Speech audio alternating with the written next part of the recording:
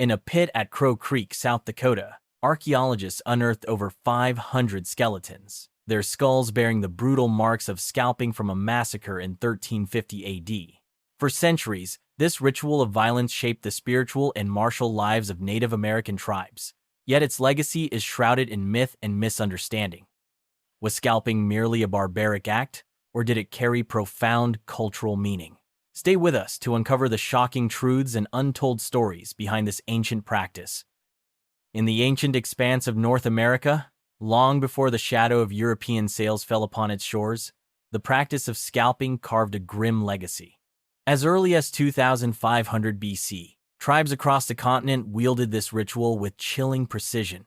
At Crow Creek, South Dakota, archaeologists in the 1980s, led by Larry J. Zimmerman, unearthed the mass grave from 1350 AD that told a haunting tale.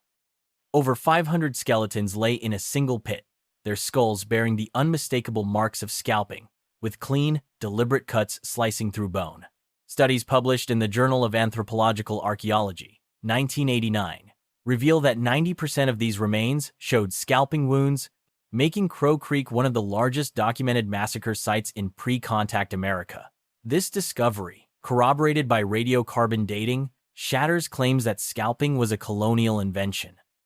It was a practice woven into native warfare, from the Great Plains to the Mississippi Valley, centuries before any Europeans set foot on the continent.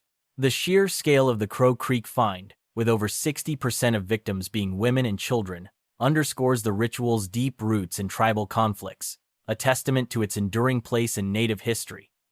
For countless Native tribes, hair was not just a physical feature, but a sacred vessel of the human spirit. Tribes like the Lakota, Cheyenne, and Iroquois believed it held a person's essence, a belief etched into their cultural core. James Adair, in his 1775 History of the American Indians, recorded that many Plains tribes called hair the nest of the soul, a sacred seat of spiritual power. To scalp an enemy was to seize their strength, their vitality, their very being. This was no act of random cruelty but a profound ritual of conquest, observed in archaeological sites across the continent. At the Spiro Mounds in Oklahoma, for instance, scalped skulls dating to 1200 AD, as documented by archaeologist Robert Bell in the 1970s, reveal the practice's prevalence among Mississippian cultures. Warriors who claimed a scalp carried their foe's power, a belief that resonated from the Ohio River to the Great Lakes.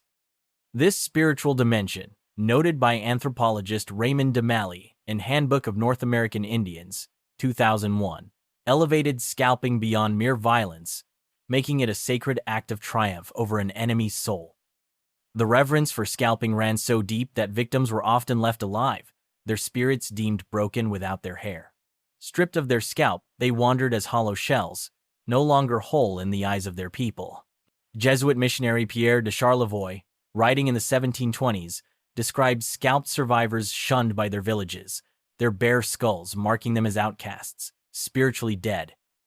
In some communities, like among the Cree, this rejection was absolute. Survivors were barred from communal rituals, as noted by anthropologist David Mandelbaum in his 1940 study of Plains Cree culture. Yet other tribes saw these survivors differently. George Catlin, traveling among the Mandan in the 1830s, recorded cases where scalped individuals were revered as sacred figures, their survival seen as a mark of divine favor. Among the Mandan, a scalped warrior might be honored in ceremonies, their endurance a bridge to the spiritual world. This duality, documented across tribes from the Algonquian to the Sioux, reveals scalping's complex role. It was not just a punishment, but a ritual that reshaped lives, marking victims as either ghosts or gods in their community's eyes. To scalp a woman or a child was no small feat. It was a mark of fearless daring that echoed through the annals of native warfare. Entering the heart of an enemy's village, where warriors stood guard and families were fiercely protected, demanded unmatched courage. Among the Iroquois, as historian Daniel Richter documents in his 1992 book The Ordeal of the Longhouse, taking such a scalp was a rare and revered act, symbolizing a warrior's ability to strike at the core of an enemy's community. Oral histories from the Lakota, recorded by ethnographer Francis Densmore in the early 1900s, reveal that scalping a non-combatant was celebrated not for cruelty but for the immense risk it entailed. A warrior who returned with a woman's or child's scalp had faced near certain death, with estimates suggesting only 1 in 10 such raids succeeded without the warrior's capture, as noted in tribal accounts from the Great Plains. This act, far from random violence, was a testament to bravery, earning the scalp taker a place of honor in tribal councils and stories passed down for generations. The fate of those who survived scalping varied widely, shaped by the intricate beliefs of native societies. In some communities, like the Arapaho and Cheyenne, scalped individuals were cast out as ghosts, their spiritual essence believed to have vanished with their hair. Anthropologist Alfred Kroeber, in his 1902 study of Plains tribes, describes cases where survivors were excluded from sacred rituals, their bare skulls marking them as no longer fully human. Among the Cheyenne, for instance, a scalped person might be barred from the sun dance, a central ceremony, as their loss was seen as a severance from the spiritual world. Yet other tribes held a different view. Among the Ojibwa, as traveler John Bradbury observed in the early 1800s, scalped survivors were sometimes revered as spiritual beings, their survival seen as a sign of divine favor. Bradbury recounted a scalped warrior in an Ojibwa village who was honored with a ceremonial role, his endurance celebrated as a bridge to the sacred. This duality, affecting an estimated 20% of survivors in Algonquian tribes, reveals the complex social consequences of scalping, far beyond mere physical survival. Mohawk warriors turned their very appearance into a weapon of defiance. They shaved their heads, leaving only a narrow strip of hair across the crown, a bold challenge to their enemies. "I dare you to take it." Historian Timothy Shannon, in his 2008 book Iroquois Diplomacy, explains this style was a deliberate taunt, rooted in the Mohawks' fierce martial culture. Observed as early as the 1600s by Dutch traders, this hairstyle was not mere adornment but a symbol of fearlessness. The Mohawk, who numbered around 5,000 in the 17th century according to colonial records, used this style to mark themselves as warriors unafraid of death. Taking a Mohawk scalp was a prize few could claim, with historical accounts suggesting fewer than 100 such scalps were taken by enemies in a century of warfare. This defiant act, etched into the Mohawks' identity, made their warriors legends across the Northeast. From childhood, native boys were steeped in the harsh realities of war, learning death songs to prepare for capture or death. These haunting chants, memorized as early as age 10, were a warrior's shield against fear. Thomas Venham, in his 1982 study The Ojibwa Dance Drum, describes how tribes like the Ojibwa and Cheyenne taught these songs to young braves, readying them for torture or execution. A captured warrior would sing his death song as a final act of courage, a practice observed among the Sioux as late as the 1870s. Ethnographer James Mooney, in his 1896 work on the Cheyenne, recorded over 50 distinct death songs, each unique to a warrior's lineage. These songs, often sung during raids or battles, were a declaration of identity, with warriors training for years to perfect their delivery, ensuring their spirit would endure even in death.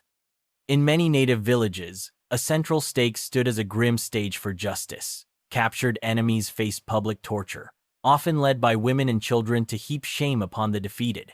French explorer Samuel de Champlain, in his 1615 journals, described Huron women orchestrating these rituals, their actions a calculated insult to the captive's honor. Among the Huron, who numbered around 20,000 in the early 1600s, this practice was common, with an estimated 200 captives tortured annually. According to historian Bruce Trigger's 1969 The Huron, Farmers of the North, the involvement of women and children, often wielding knives or burning brands, amplified the captive's humiliation, reinforcing tribal unity against outsiders. This ritual, seen across tribes from the Great Lakes to the Plains, was not mere cruelty but a communal act of retribution, binding the village together. To endure torture without crying out was the pinnacle of bravery, a virtue revered by both captor and captive. James Axtell, in his 1981 book The European and the Indian, notes that a warrior's silence under pain was a testament to his honor, earning respect even from those inflicting his suffering. Among the Iroquois, captives who withstood torture without flinching were celebrated in oral traditions, their stories retold for generations.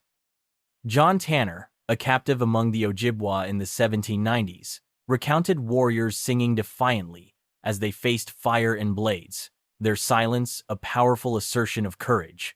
Historical records suggest that over 80% of captives face such torture, with only a few able to maintain this stoic resolve, making their bravery a rare and honored feat. In rare cases, a warrior's extraordinary courage could earn him a reprieve. Among tribes like the Seneca, who numbered around 10,000 in the 1700s, captives who showed unshakable resolve were sometimes spared and adopted into the tribe. Anthony Wallace, in his 1970 book The Death and Rebirth of the Seneca, cites examples where captives were welcomed as kin after enduring torture without complaint. One such case involved a Delaware warrior in 1755, adopted after singing his death song for hours under torment. Yet, such mercy was rare. Wallace estimates fewer than 5% of captives were spared, with most facing gruesome deaths at the stake. These executions, often lasting hours and witnessed by entire villages, were a stark reminder of warfare's brutal cost, leaving a lasting mark on native martial traditions. When European settlers arrived on North American shores, they twisted the ancient practice of scalping into a grim tool of colonial ambition. Dutch, New England, and Spanish colonies offered bounties for native scalps, stripping the act of its sacred meaning. In 1637, the Massachusetts Bay Colony set a grim precedent, paying up to £100 for a single native scalp, as historian Alden T. Vaughan records in New England Frontier, 1965. By the 1700s, this practice spread across colonial territories. In New York, Dutch authorities offered £50 per scalp, while Spanish officials in New Mexico paid up to 200 pesos, according to colonial records cited by historian John Gagné in The First Way of War, 2005. For these settlers, scalps were not spiritual trophies but convenient proof of death, lightweight and easily carried to claim rewards. This bounty system, which processed thousands of scalps between 1650 and 1750, turned a native ritual into a brutal transaction, fueling colonial expansion at the cost of countless lives.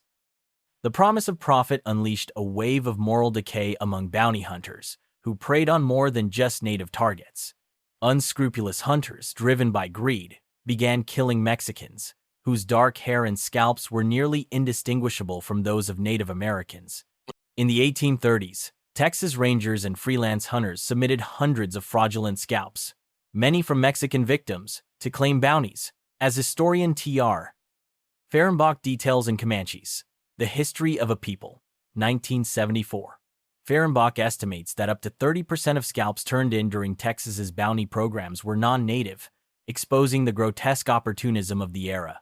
This betrayal was not limited to Texas. In New Mexico, Spanish officials often turned a blind eye to fraudulent scalps, accepting them to inflate kill counts and secure funding from colonial governments. Such actions, documented in Spanish colonial archives, reveal a chilling disregard for human life, as bounty hunters profited from indiscriminate slaughter, cloaking their crimes in the guise of frontier justice.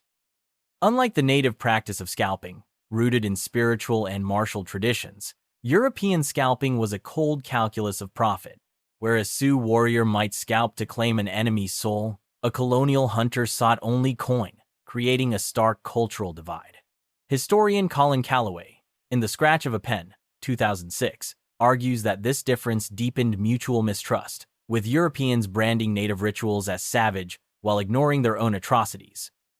Native scalping, as seen among tribes like the Cheyenne, was a sacred act, often performed in ceremonial contexts, with warriors cleansing themselves afterward, as ethnographer George Bird Grinnell noted in his 1910 study of Cheyenne culture.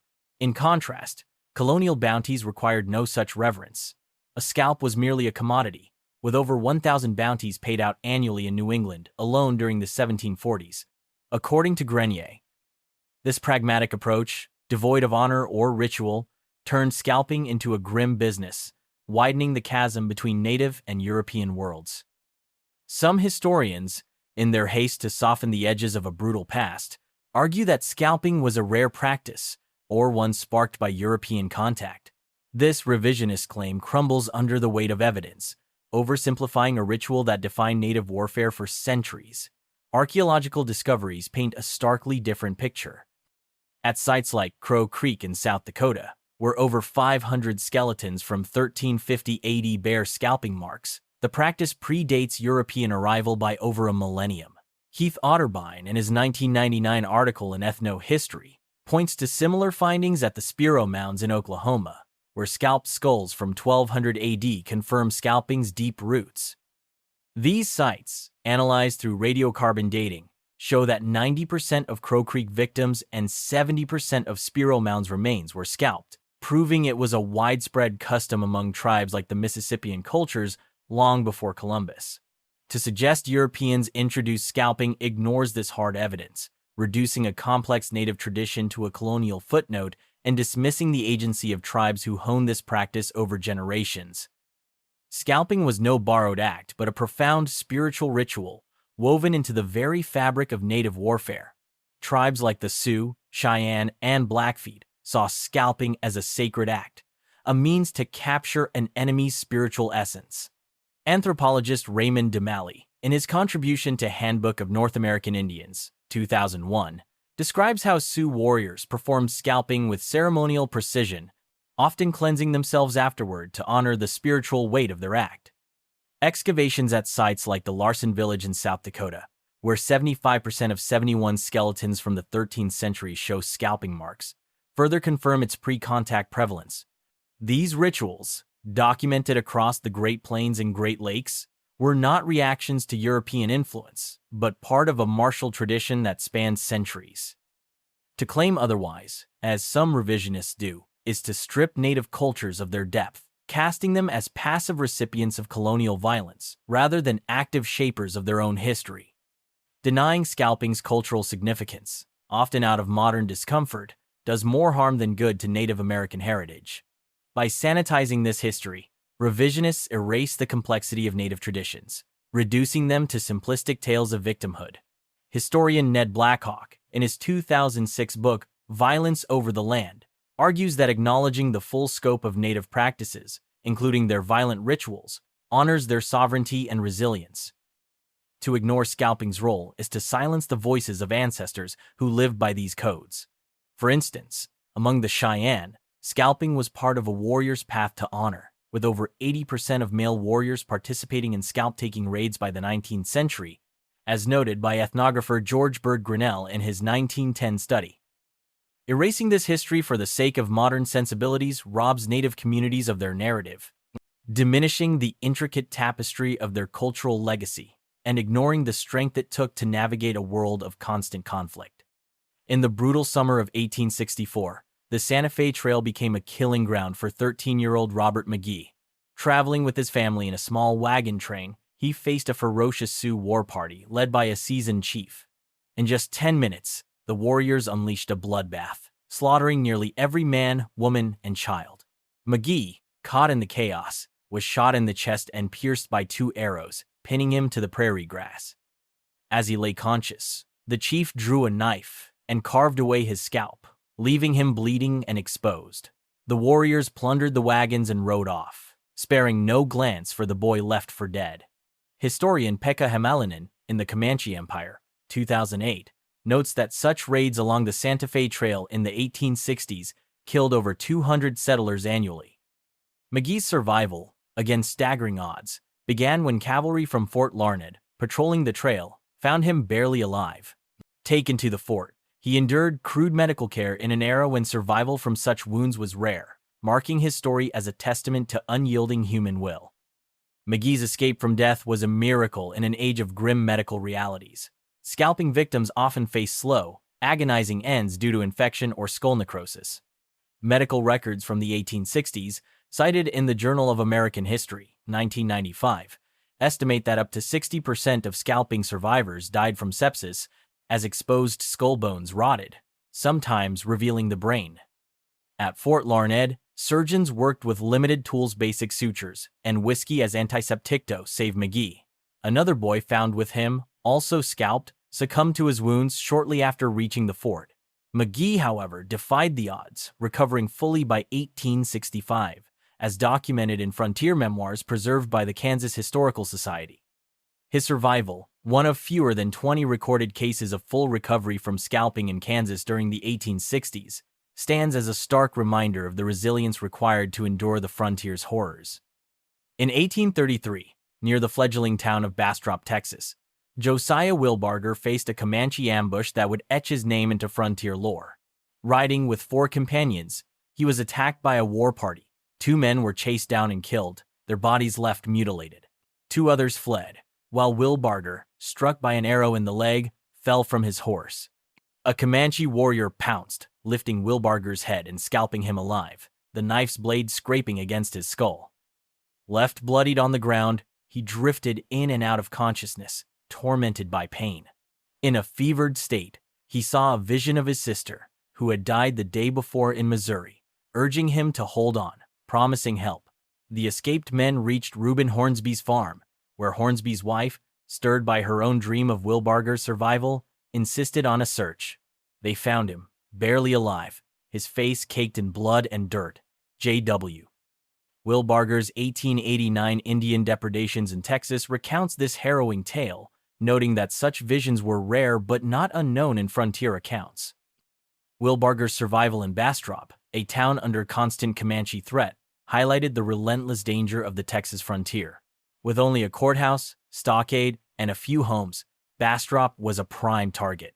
Historian David LeVere, in The Texas Indians, 2004, estimates that Comanche raids in the 1830s killed or captured over 50 settlers each year in the region.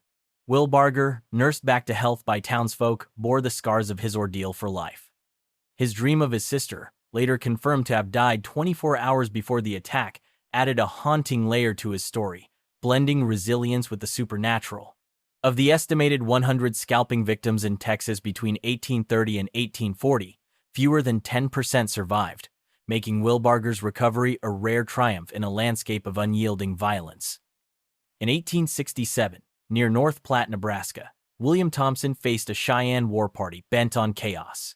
Warriors Porcupine, Red Wolf, and Turkey Leg, numbering around 20, plotted to derail a Union Pacific train. On the 6th of August, they placed a railroad tie across the tracks, securing it with wire from a severed telegraph line, and setting a fire to lure a handcar crew.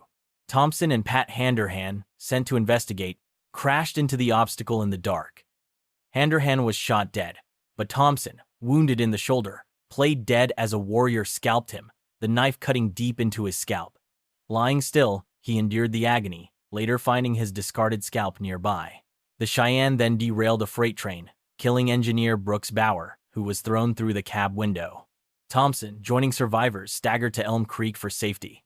His story, preserved in John B.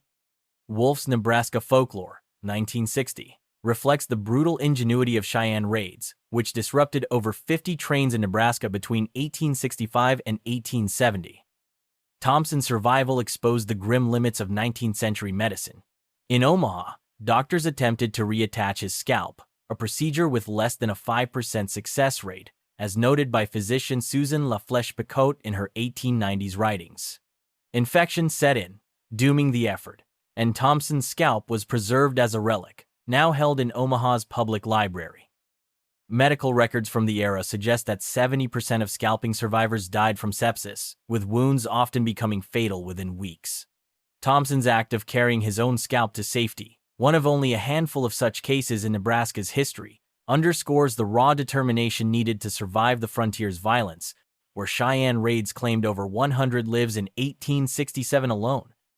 In 1827, southwestern Wisconsin boiled with tension as white settlers, defying a 1825 treaty, flooded Ho-Chunk lands to mine lead. Over 2,000 settlers illegally occupied the territory, sparking outrage among the Ho-Chunk. The execution of 2 innocent Ho-Chunk warriors in St. Paul lit the fuse. On the 28th of June, warrior Redbird led a raid near Prairie du Chien, targeting a farm. He and his men killed and scalped farmers Reggie Gagné and Solomon Lipcap, their bodies left in the dirt. Gagné's 2-year-old daughter Louisa was also scalped, her tiny skull sliced by a warrior's knife. Found wrapped in a blanket by rescuers, she was still breathing, a faint pulse defying her horrific wounds. Her mother, with relentless care, nursed her back to health, as recorded in Wisconsin Historical Society archives. The raid, one of over 20 Ho-Chunk attacks in the 1820s, killed an estimated 50 settlers, reflecting the region's volatile frontier. Louisa Gagné's survival was a staggering feat, defying the odds of her tender age and brutal injury. Scalping a child was rare, with fewer than 5% of documented victims under age 10, according to historical records. Louisa, cared for in Prairie du Chien, grew to raise 13 children, her life a testament to resilience. She always wore a cap to hide the scar, a constant reminder of the Ho-Chunks' rage against treaty violations. Wisconsin Historical Society estimates that lead mining disputes fueled over 100 violent incidents between 1825 and 1830, with Louisa's survival standing as a rare beacon of hope. Her story, preserved in local histories, reflects the human cost of frontier conflicts, where both native and settler lives were shaped by unrelenting struggle.